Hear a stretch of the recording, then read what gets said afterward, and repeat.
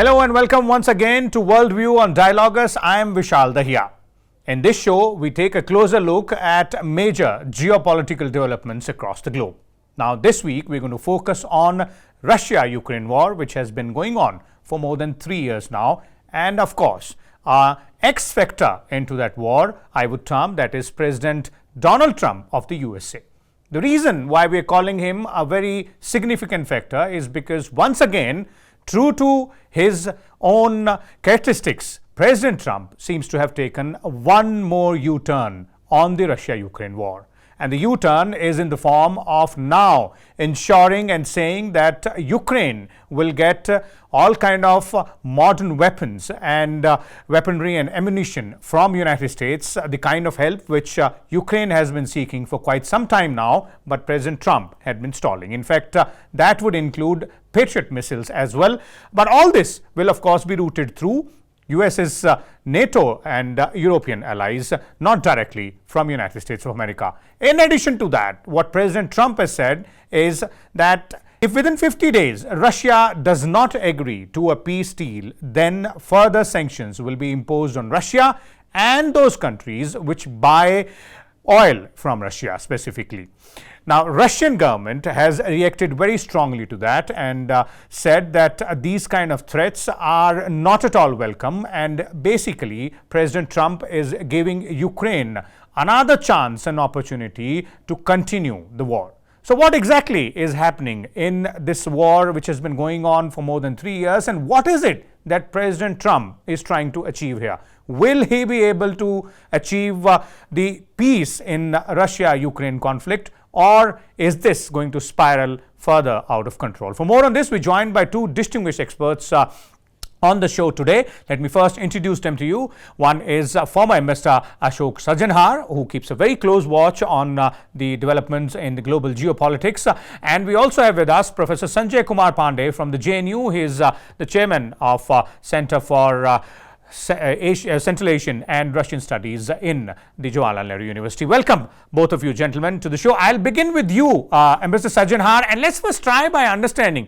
what is it that President Trump is trying to do in the Russia-Ukraine war theater, because he seems to be changing stance almost every 5 to 6 weeks. Yeah, thank you very much, Vishal, for having me on the show. You're very right. I think he's been doing flip-flops at amazing speed.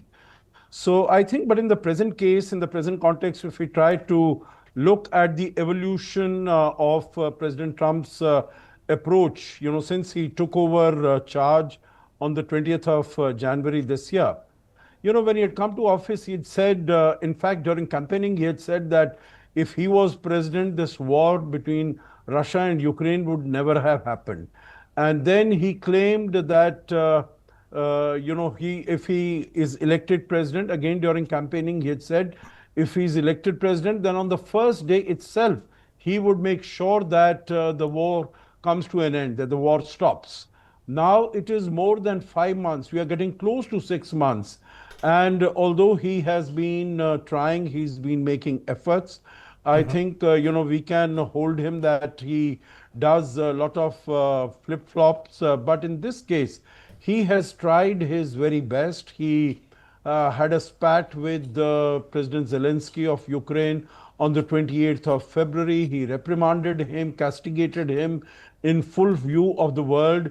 He reached out to President Putin saying that, he was quite agreeable with its position. He refused, as you said very correctly, he refused to give more weaponry, even provide intelligence to Ukraine, and thinking that that would in some way mollify Russia, and it would sort of encourage it to come to the negotiating table.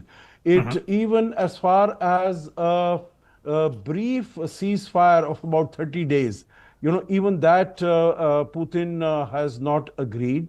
And in fact, after Mr. Trump started his efforts to getting a peace deal or a ceasefire between the two countries, Russia has further intensified its attacks on Ukraine, whether it is on Kiev, whether it is on the border areas, and it is continuing its progress, its march in occupying more and more territory.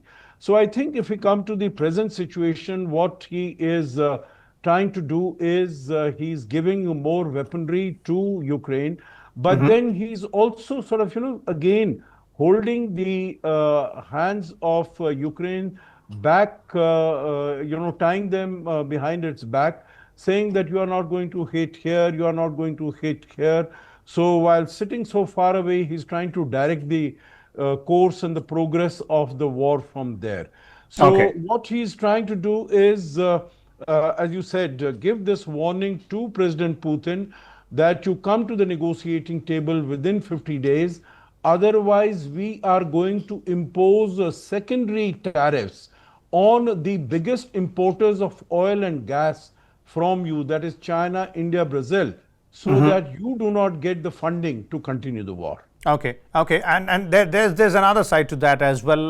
That is the BRICS multilateral platform. We'll come to that part also as to how those two things are joined together. But let me bring in Professor Pandey here on the Russia-Ukraine conflict, the ongoing one. Professor Pandey, as Ambassador Sajjanhar is pointing out, it's not just about taking U-turns and, trying to go ahead and shift gears or maybe perhaps change tactics. We've even heard, which the reports are indicating very clearly, that President Trump even went to the extent of asking Ukrainian President Zelenskyy in a meeting, in a conversation, as to whether he can hit Moscow or not. Although the White House is now denying all those reports, saying that it was just a question and not an encouragement to go ahead and hit deeper into Russian territory. Now, the question is that it is very much clear to almost all experts and analysts all over the world, strategic, military and diplomatic, all, that this seems to be a proxy war going on between Russia and US and its Western allies, that is European allies. So does it look like that the proxy war may finally, either change into a full-scale one, or maybe perhaps some solution can be found? Is this a last-ditch effort from President Trump? Well, I won't say it is the last-ditch effort, because he has been making efforts, as Ambassador Sajjanhar very rightly said, since he took office. In fact, much before that. During the last 1 year of his campaigning, he's supposed to have talked to President Zelenskyy at least 7 times. And since he took over, 4 times or more. So he has been in touch with the Ukrainians. And he has been trying in the last at least 6 months, but that has not yielded results, something which has really frustrated him. And in his latest interview with the BBC, he showed his frustration, but he still said that he would not give up on Mr. Putin, although he is very disappointed, but he still believes that something can be worked out. And you very rightly pointed out, Ambassador Sajjanhar also said, that how there was this flip-flop when once it was reported that Trump, in a telephonic conversation with Zelenskyy, asked whether he can hit Moscow and St. Petersburg. Later on, it was clarified that it was just a question.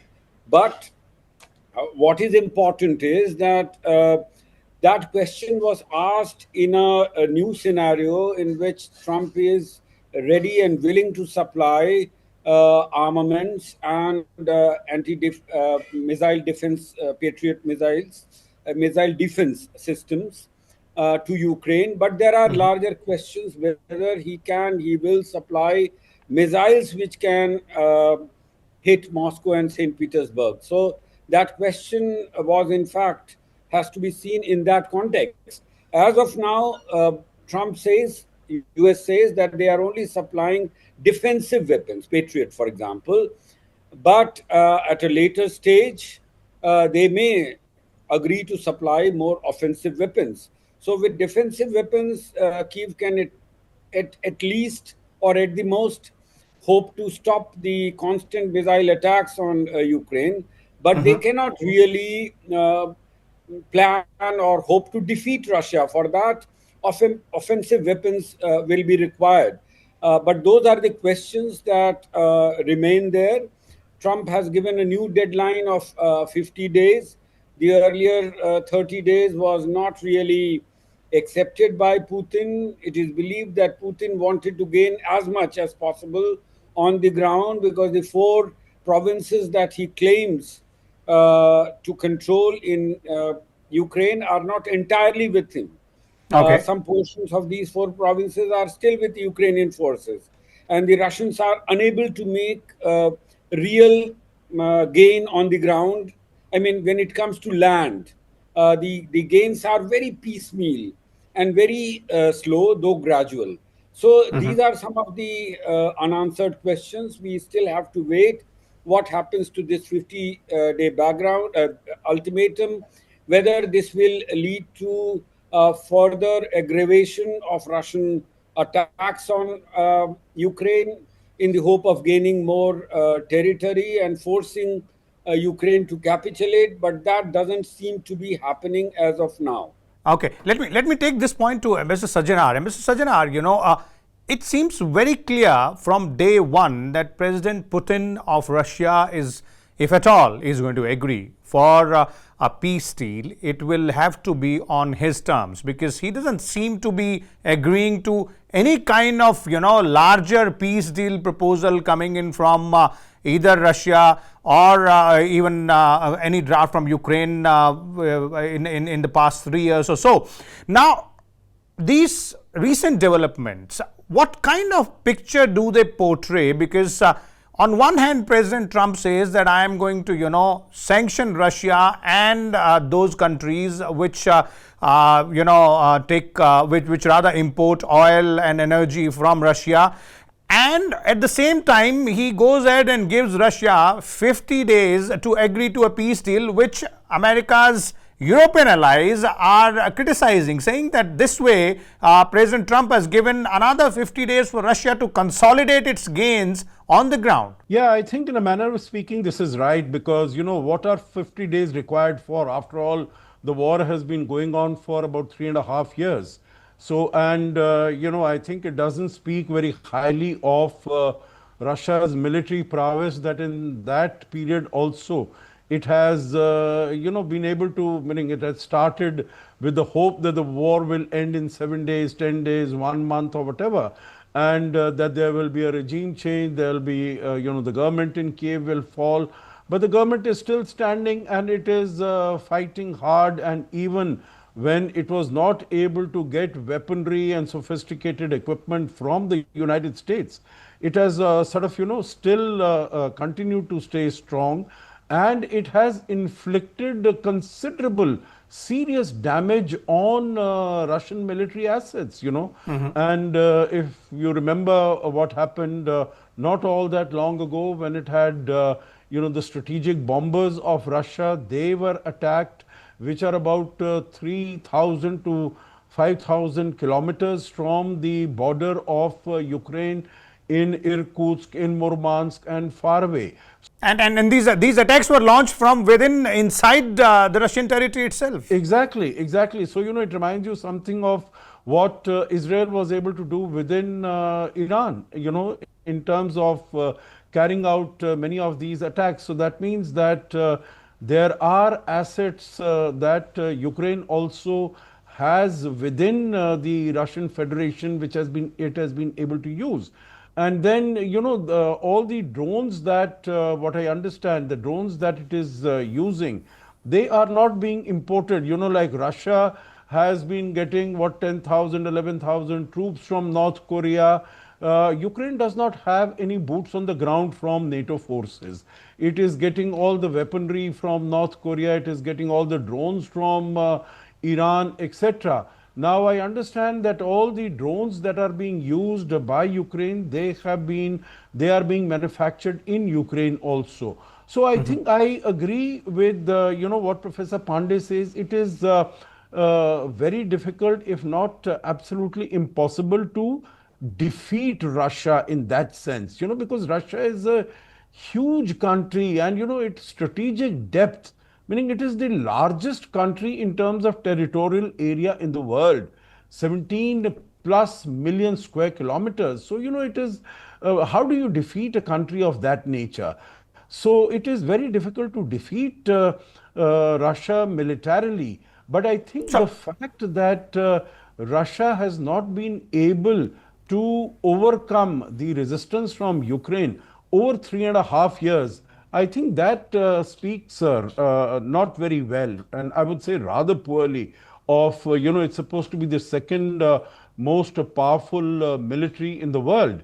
So it has Okay. not really been able to acquit itself creditably. The last point I would like to make here is, what I think you mentioned, Vishal, that it is fighting a proxy war against NATO. There might be weaponry coming to it, and as Professor Pandey said very correctly, they are giving only their defensive weaponry to Ukraine. They are not giving their whole latest weaponry, equipment, armaments, etc., and not giving them freedom to hit wherever it wants in Russia.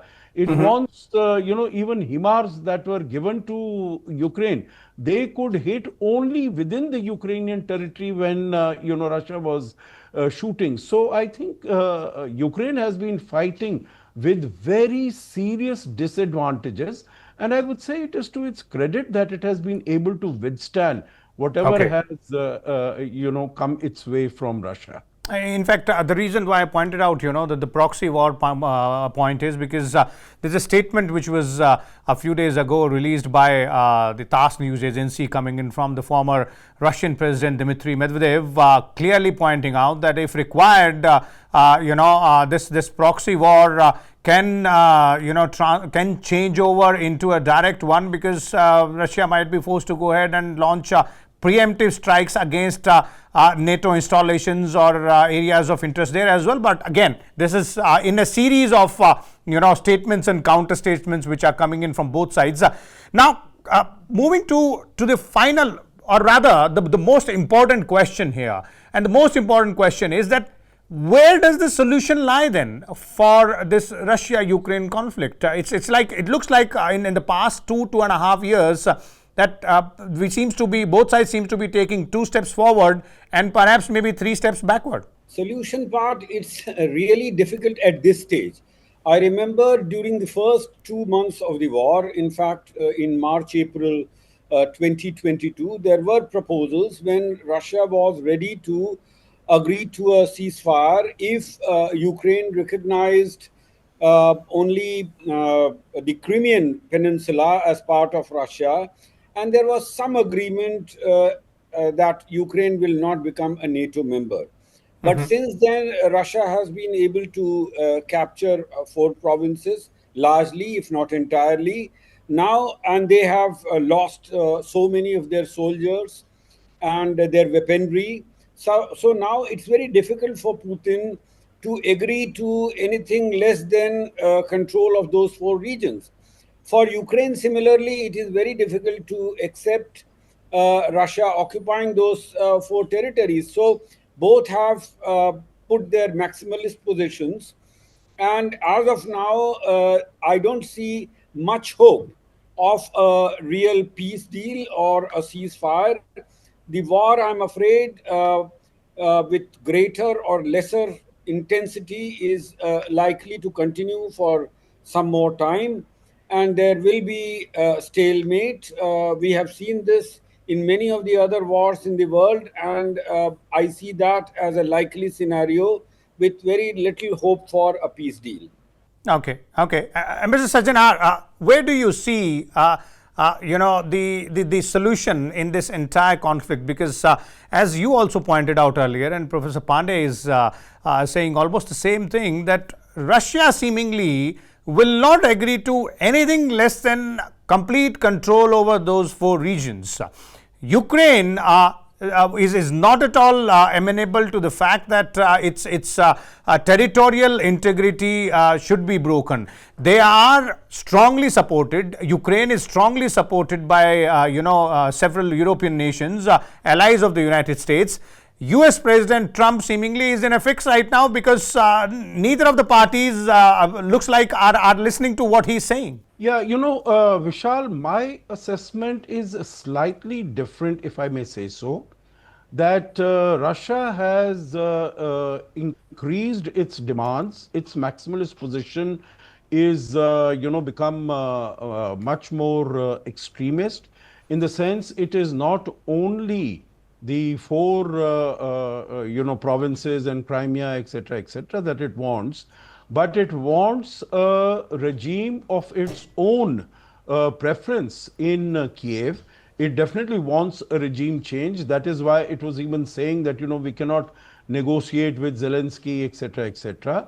It has, imposed, meaning what I hear, it has imposed conditions on what is the maximum number of troops that Ukraine can have, about 50,000 or something of that sort. Meaning this is for a huge country of 40 million people and such large this thing. Meaning this is 50,000 is what, just two divisions, so that is totally inadequate. So that means you want it always to be exposed and vulnerable to any attack that you might wish to, launch against it. So it is not only non-NATO membership, it's not only these four provinces and all. It goes much beyond that, and that there will be no sort of, troops, no training from European countries, etc. So I think, number one, Mr. Putin's position has become much more extremist. And what I hear, what Zelenskyy had said is that he was willing to compromise on some of the territories.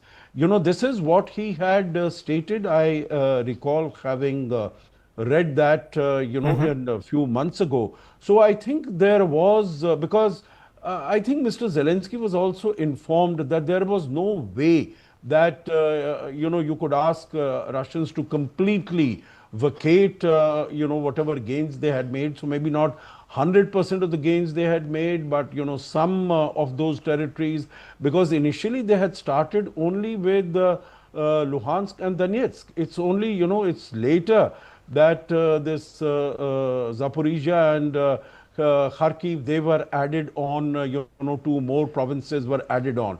And there were very fierce battles fought for Kharkiv and Zaporizhia. Yes, absolutely, absolutely. So, and I think those battles are still going on, meaning it's not that it's all over. So I think there is sort of, some meeting point, but Russia and Putin, they have been sort of, pushing the envelope forward and increasing their demands. So under those circumstances, it appears difficult. But if there is adequate pressure put on Russia, on Mr. Putin, and I think also they should also realize that they have, as Professor Pandey said, they have suffered enough losses, they've suffered enough damage. So, and even one life lost when you don't really need to lose it. Meaning, why? If Russia says tomorrow that, okay, we are willing to have some sort of even a temporary ceasefire, at least that loss of life that might be taking place in Belgorod or Kursk or Bryansk or any other place, that would stop. And I think that is good for the world. Indeed. In fact, this war is now officially considered to be the bloodiest one in Europe after World War II. And perhaps it might end up being the longest one as well in a short period of time. But going back to the portion which you just mentioned and you referred to in your first response as well, Mr. Sajjanhar, I'd like to start with Professor Pandey and then come back to you on this aspect of ways and means to try and negotiate and its impact, on other international players as well. For example, President Trump's, decision or rather statement to go ahead and impose secondary sanctions on those nations which are importers of oil and natural gas from Russia. That includes, as you're pointing out, China, India, and Brazil as well. Is this sort of a multi-layered kind of approach which President Trump is deploying out here, Professor Pandey? Yes, definitely. And today we have seen how the Ministry of External Affairs of India has responded to this. And they have said that these double standards should not be applied, meaning that Europe itself is still importing oil and gas from Russia, although that has come down drastically. As of now, Europe is barely importing 6 to 10%, while India is exporting between 35, 40. China is almost 50% of Russian oil is going to China now. So these sanctions will have very grim consequences for energy security of these countries. But also don't forget that via India, many of the crude that comes from Russia after being refined also goes to Europe. So for Europe also, an uninterrupted supply of energy, of oil is ensured via India and other third countries. So imposing these third country sanctions as much as 100%, it was reported, will have very dire consequences, not just for the countries concerned, I mean China, India, and Brazil, but also for many other countries, including those in Europe. Now, another point that has to be noted is that Russia has taken these warnings very seriously. The two recent developments, one about Trump's talks with the NATO Secretary General Mark Rutte, and announcement of this third-party sanctions, both has been taken very seriously by Russia, and the Russians have responded by saying that they might contemplate even using nuclear weapons, although this threat was made earlier also. This is not the first time. Also, don't forget, in December 2024, they came out with a new nuclear doctrine which allows them to use nuclear weapons against countries which do not have nuclear weapons, but which are backed by nuclear weapons, or which are using other weapons to attack mainland Russia. So there is this change in Russia's nuclear doctrine, which has made the situation even more grim. But of course, such threats have been coming in the last 3 years, so one should not attach too much of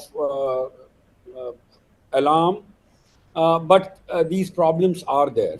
Okay. Ambassador Sajjanhar, a quick final concluding one from you on this part, because as far as the sanctions goes, there doesn't seem to be much which Russia stands to lose directly as far as trade between Russia and the United States is concerned. I think it's barely around $5 billion US, if not more than that.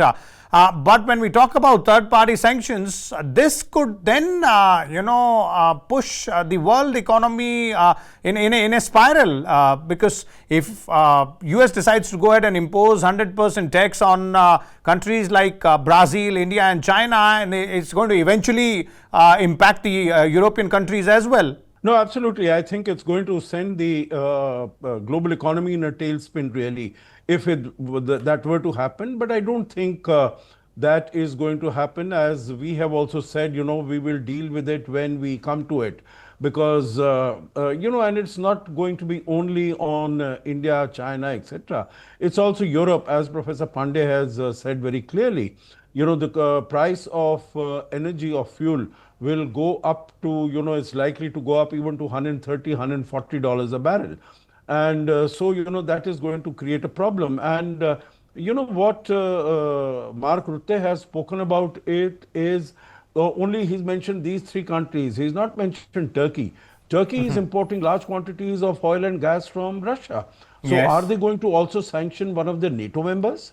Also, Hungary and Slovakia, they are importing huge quantities. You know what he said, what Professor Pandey said, 5 to 10%, I think it's in the range of about 7 to 8% of the total EU requirements, that have been. And that was huge because as earlier once Dr. Jaishankar had said, what we import in a quarter, EU imports in one afternoon. So, their requirements of all these 27 countries was huge, and ours was literally nothing. So in absolute numbers, the European countries are importing more than what we are importing.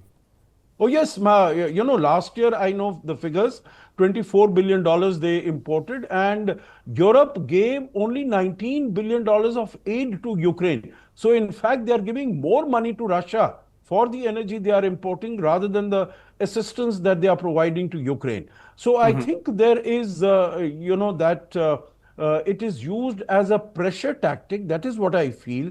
I don't think it is going to happen in reality because, the whole world will be up in arms, particularly the developing world, the global south, because they are the ones who are going to be impacted upon, most adversely.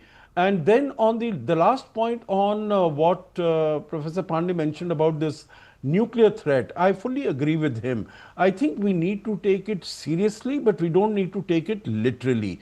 Because this sort of nuclear threat, nuclear blackmail, whatever you call it, has been used by Russia several times over the last 3.5 years. And this is basically used as a pressure tactic so that the NATO countries, the Western countries, they don't supply sophisticated weaponry and equipment to Ukraine. But Okay. that has slowly and gradually, it has been, these countries have been doing that. So I don't think it is really going to come into, being put into action. Okay, okay. So there it is. Very clearly, the situation doesn't seem to be easy right now as far as Russia-Ukraine conflict is concerned. No easy solution in sight. A lot of posturing been done by all players, including US President Donald Trump and his European and NATO allies as well, wherein the fight continues on the borders of Russia and Ukraine, and of course the aerial attacks from both sides in the mainland territory of each other. We'll have to keep a close watch and try and look at much more, deep dive analysis of trying to understand where the solution might lie. We'll come back again, revisit this topic. Next week, we'll come back with another big geopolitical issue and a fresh set of panelists as well. Thank you so much, Mr. Ashok Sajjanhar and Professor Sanjay Pandey, for joining us this week and making our viewers understand the intricacies of Russia-Ukraine conflict. Thank you once again. Keep watching Worldview and Dialogues.